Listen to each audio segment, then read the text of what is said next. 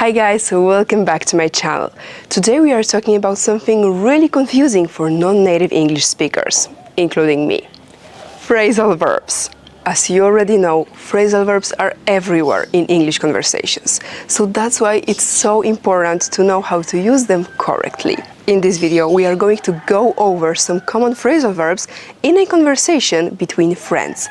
So yep, you are going to see a real conversation, a real English dialogue. You need to observe the words that are marked red. Listen to the dialogue carefully, and no worries if you don't get something the first time. I'll explain everything after the dialogue.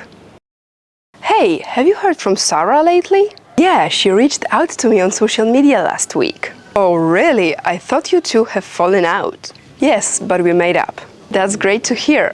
How did you guys patch things up?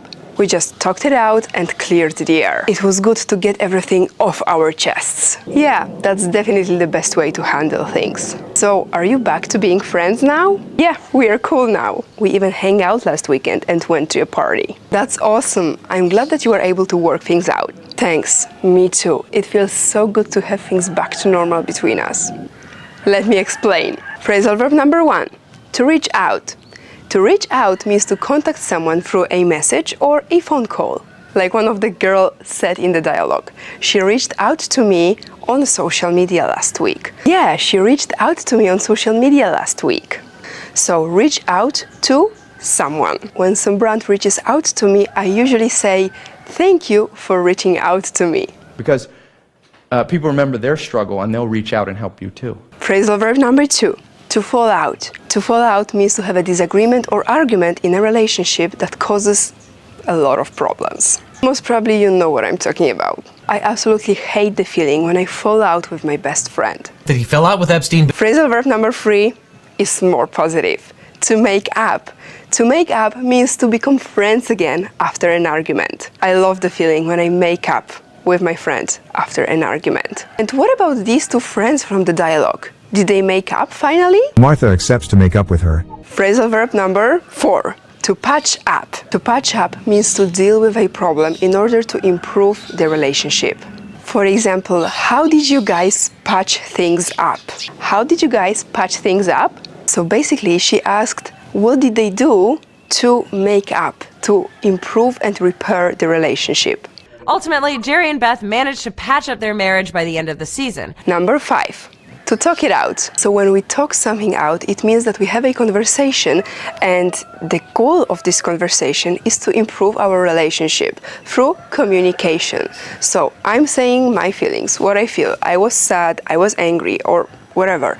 You need to share your feelings, and then we talk it out. We have a conversation. He would just say, it's not working for me, let's talk it out. Next phrasal verb, to get off, in this context, the chest. To get off the chest. So to get off the chest means to share with someone what was worrying you and what was making you feel guilty. So I got it off the chest and I shared it finally. I said it finally. Did you ever want to get something off your chest but just didn't have the courage to say it? Phrasal verb number 7, to hang out. Hang out is a synonym to meet. So to spend time with someone in a casual and relaxed way. I love to hang out with my friends. And what about you? How do you hang out with your friends? What do you usually do? The more fun you are having with your life, the more people are going to want to hang out with you. Our final phrasal verb is to work out. In this context, in our dialogue, it means to find a solution for uncomfortable situation. I'm glad that you were able to work things out. So basically, she is glad that they found a solution. Researchers also agree on what makes for unhealthy relationships. Things like fighting so much that you just can't work things out. That's it when it comes to phrasal verbs, but I have a bonus idiom for you. Clear the air. Pause this video and type in the comments what you think, what it means. Type the meaning in the comments. So let me give you an answer. To clear the air means to discuss the problem in order to improve or even repair our relationship. One of the girls said, we just talked it out and cleared the air. They had a conversation, they were talking, sharing their feelings, and then the air was cleared, so they cleared the air.